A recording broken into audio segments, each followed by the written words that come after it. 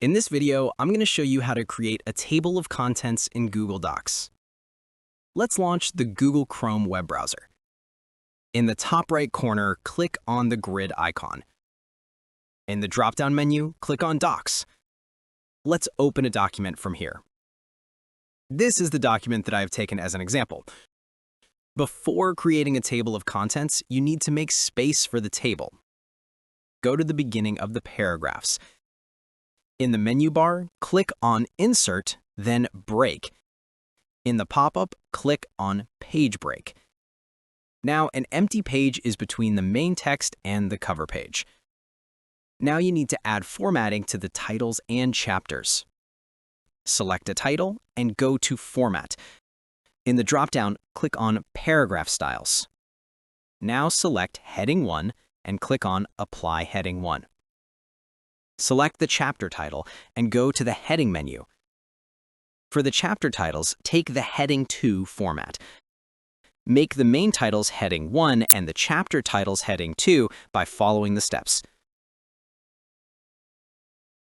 On the left side of the screen, you can see that the titles and chapters are showing for easy access.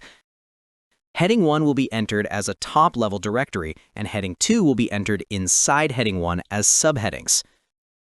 Now go to the place where you want to add your table of contents. Go to Insert, then Page Elements. In the pop-up, click on Table of Contents. Here, you get 3 options for adding the table of contents. In my case, I will select the dotted option. Here you can see that my table of contents is added to the page. If I click on any title or chapter, it shows the link to that page. Now let's add another chapter. Go to the end of the document and add another chapter. Format the chapter as Heading 2, just like before. But if I go to the table of contents, you can see that the last chapter is not added. To resolve this, click anywhere in the table. In the top left corner of the table, click on the refresh icon. Here, you can see that the table has been updated. Following these steps, you can create a table of contents for your document easily. Feel free to reach out if you encounter any issues during the process.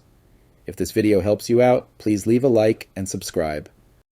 Comment below if you have any questions. If you need further assistance, consider hiring a professional using the link in this video below.